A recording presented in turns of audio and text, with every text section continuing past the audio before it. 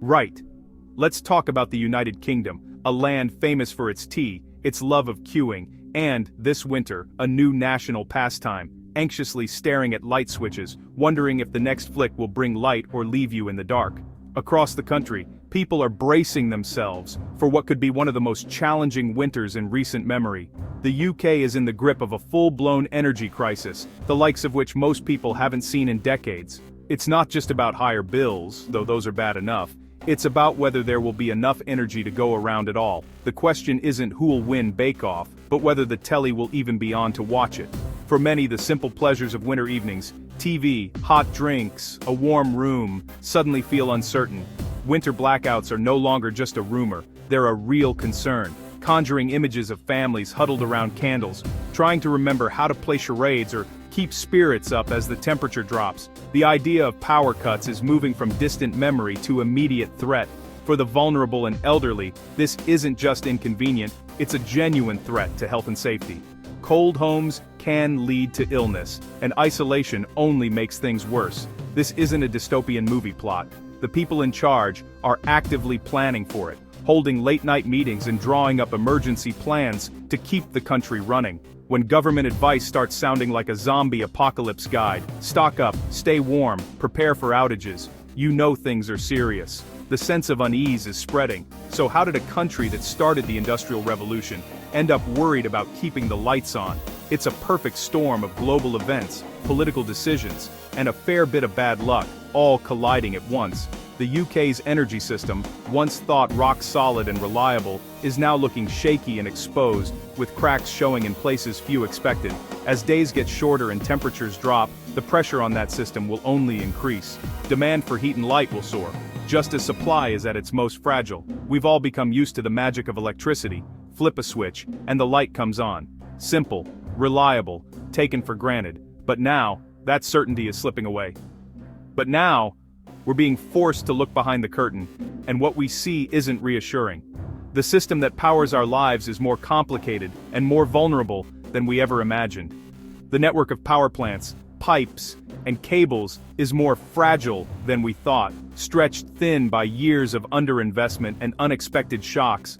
It's a complex dance of supply and demand, and right now, the dancers are tired, the music's speeding up, and someone's just waxed the floor. Every misstep could mean the lights go out. So, how does the UK usually keep the lights on, and why is it suddenly at risk? To understand the crisis, we need to look at what's changed and why the system is struggling like never before.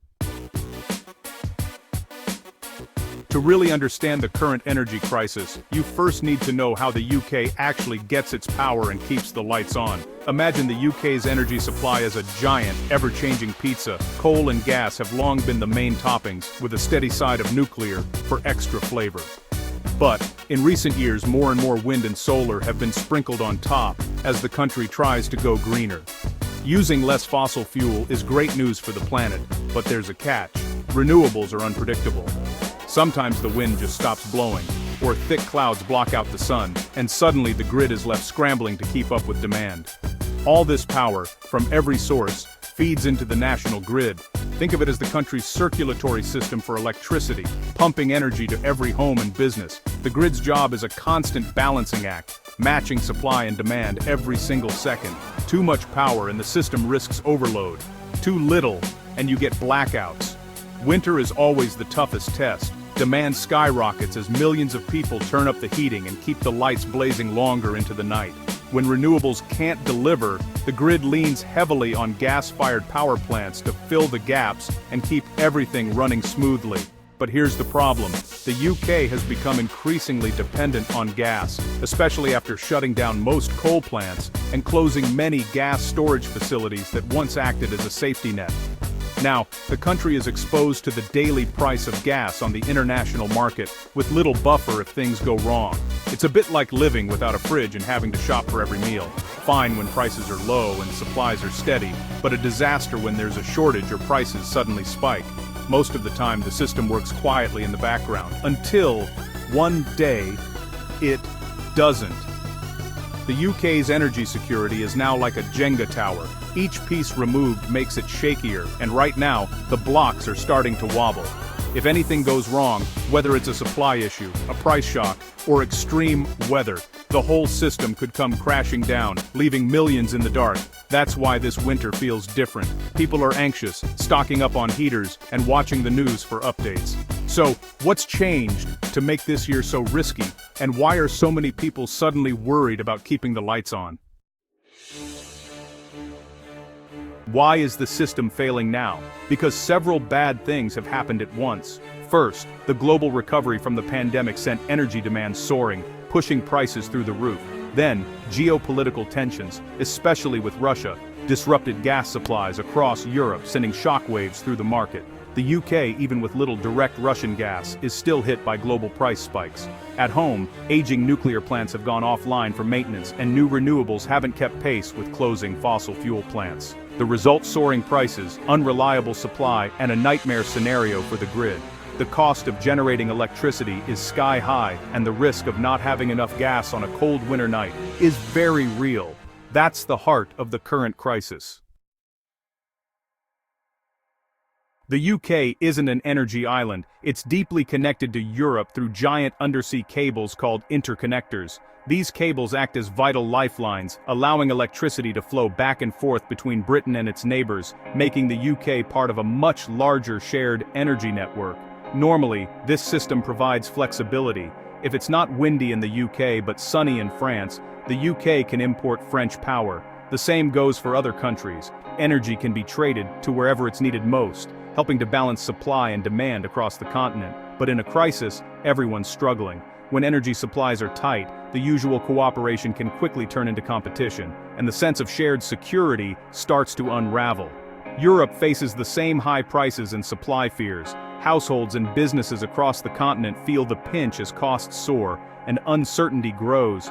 France's nuclear issues and Norway's export limits mean the UK can't always count on imports. Even countries that usually export energy may hold back to protect their own citizens. When every country is desperate, national self-interest takes over.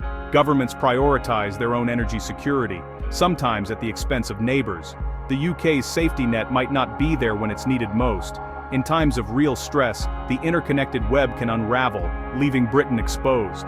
On top of that, the global price of liquefied natural gas, LNG, is soaring as Europe and Asia compete for shipments. The UK, like many others, is forced to pay whatever the market demands. The UK has good LNG import capacity, but it has to pay the global rate. There's no special discount, and competition is fierce. If a cold snap hits Asia and Europe at the same time, prices skyrocket. Demand surges everywhere, and supplies become even harder to secure. The UK's energy costs become eye-wateringly expensive, and supply is never guaranteed. Families and businesses are left to cope with the consequences, often forced to cut back on heating and electricity. The interconnected system that usually helps can quickly become a vulnerability. What was once a strength can turn into a weakness when everyone is under pressure. In a crunch, everyone looks after themselves first. Solidarity fades and survival instincts kick in. That's the new reality for Britain's energy security. In a world where shocks travel fast, the UK must prepare for a future where help from neighbors is never a sure thing. Beyond politics and markets, the weather is the ultimate wildcard. The national grid's plans depend on assumptions about the weather, but a nasty cold snap can blow those away. The nightmare scenario is a Dunkelflaut, a cold, windless, overcast period when demand peaks and renewables collapse. The UK's reliance on wind power makes it especially vulnerable. When the wind drops, generation can fall to almost zero in hours. Gas and nuclear must fill the gap, but both are under pressure. A mild, windy winter means high bills but fewer risks. A cold, still winter could push the system to its breaking point. In that case, the scramble for every available megawatt begins, and planned power cuts become a real possibility. The fate of the grid rests on the whims of the weather. The UK government and National Grid have a multi-layered plan, hoping early measures work so they never need the last resort. First, they're keeping coal plants on standby and securing extra LNG shipments, even if it means paying top dollar. They're also working with European partners to keep interconnectors open. The public is being asked to help through the demand flexibility service, get paid to use less power during peak times, but if all else fails, the final stage is planned, rotating blackouts. An organized shutdown to prevent a total grid collapse. It's not chaos, but it's still a last resort. The hope is that these measures, plus a bit of luck, will be enough, but the margin for error is razor thin. It's not just the government under pressure. Energy companies are scrambling too.